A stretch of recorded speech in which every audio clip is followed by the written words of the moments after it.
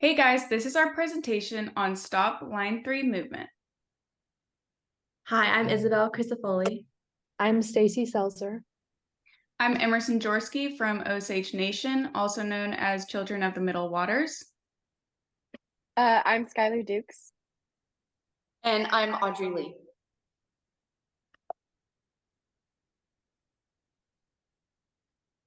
We just wanted to start off this presentation by doing a land acknowledgement. We as a group acknowledge the many benefits that we have through attending Texas Christian University. This campus is a space we share with all living beings, human and non-human. This land has been around much longer than us, much longer than this campus, and we acknowledge that others lived here and called this land home. We respectfully acknowledge all Native American peoples who have lived on this land. As a group, we especially want to acknowledge and pay respect to the Ouachita and affiliated tribes upon whose historical homeland our university is located. So first, let's begin with recognizing what is Stop Line 3.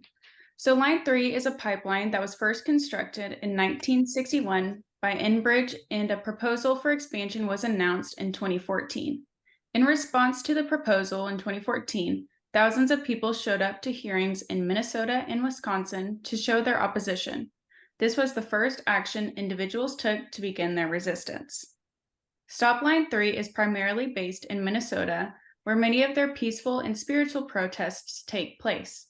However, it is an international organization, as the pipeline crosses into Canadian territory where crude oil is shipped from through Minnesota and into Wisconsin. So the line cuts through Anishinaabe and Ojibwe native land, and the movement is led by their women and Two-Spirit individuals. The organization began shortly after the project was proposed by Enbridge in 2014, and after the Line 3 was given permits in 2020, the movement grew tremendously. The movement focuses on nonviolent direct action, for example, standing in the way of construction and rallying at Minnesota's governor's mansion in opposition. At one Mississippi River crossing, there were tree sitters who remained there for 10 days, and a welcome center with daily fire and greeters on the other side. Many environmental groups and even the Minnesota Department of Commerce have sided with the Native Americans. So the issues being addressed by Stop Line 3 are Indigenous rights, including sovereignty and treaty rights, climate change, as building a new Line 3 would be equal to building 50 fire-powered plants. The potential carbon damages are valued at $287 billion for the first 30 years of operation. With construction impacts, including man camps, missing and murdered Indigenous women, drug and sex trafficking, and historic and sacred sites, along with the spill impacts affecting the environment, and with abandonment, as there are currently 900 structural anomalies in the existing Line 3 pipe. So first, I wanted to begin with how Native religions are tied to Line 3 with this video.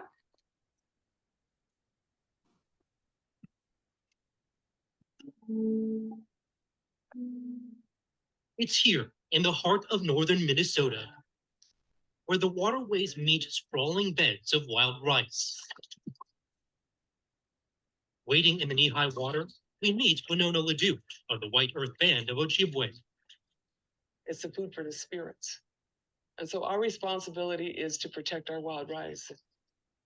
As the stories go, wild rice, or manumin, is both a sacred food and central to the Ojibwe creation stories. Long ago, our people were instructed to follow a shell which appeared in the sky to the place where the food grows upon the water.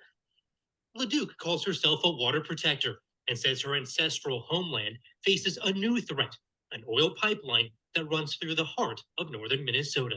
Who gives away your water, your civil rights, your constitutional rights, and your land to a foreign corporation?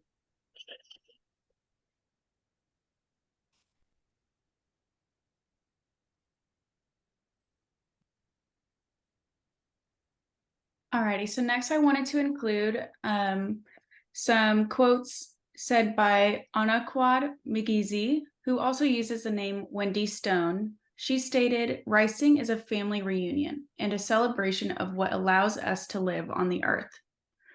For the Anishinaabe people, ricing takes place every year, beginning with a ceremony which entails singing and other forms of giving respect to their rice relatives.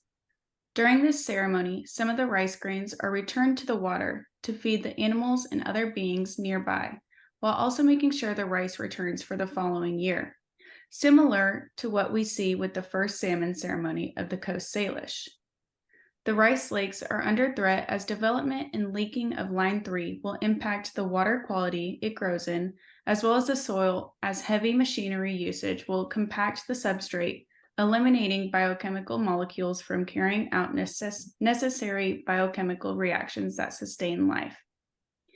And in 2015 to 2016, the EPA researchers identified over 180 significant already known areas of traditional cultural use and sacred sites directly within the Line 3 pipeline impact zone.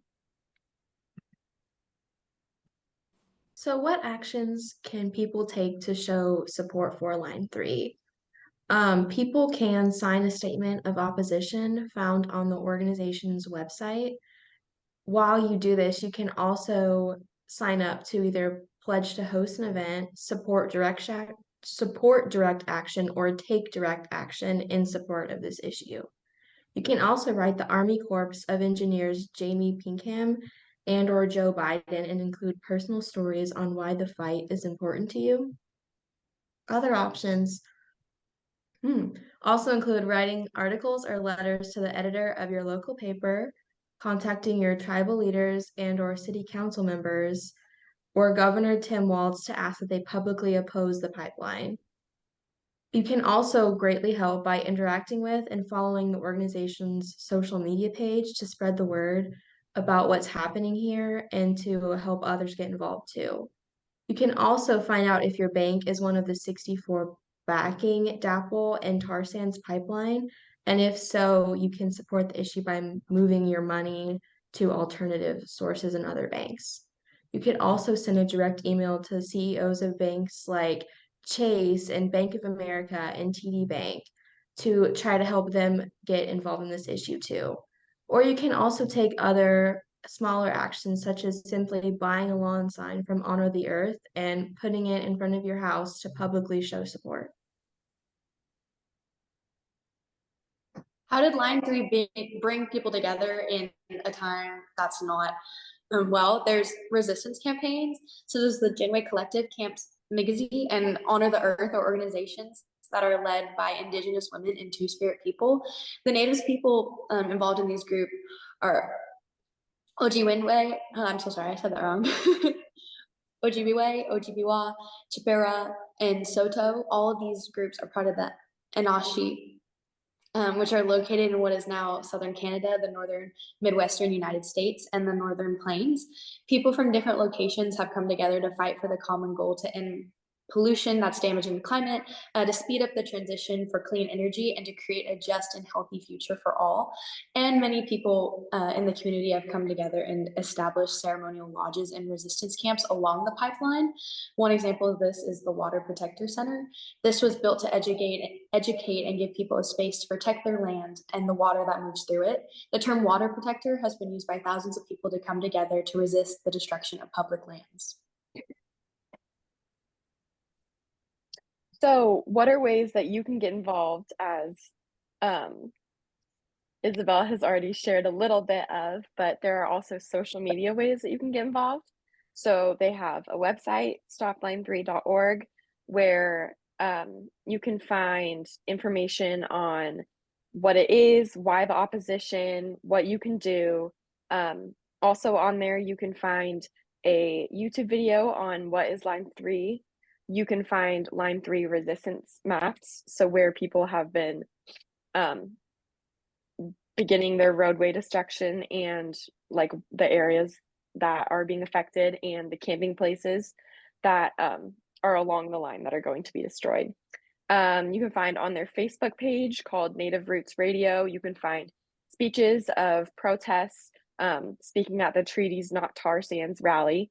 You can also, as I said, you can find the YouTube, and then they have a podcast as well talking about the issues. And they invite people to join outside of their community to protest this issue as well, inviting people to sign petitions, to write to President Biden. They also, as I mentioned on their website, hold events in their personal and community spaces, keep track of progress along the line, and invite everyone to help with the statement, wherever you are and whatever your skill set, there's a place for you in the movement to stop Line 3. Thank you.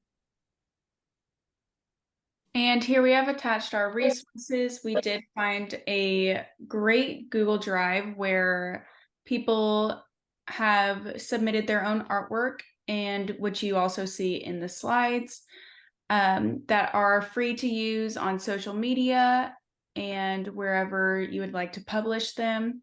We also have a few other links where we got this information, and we encourage y'all to stop by these sites and educate yourselves even more. If you have any questions, please feel free to drop them in the comments, as well as any other ideas you would like to share.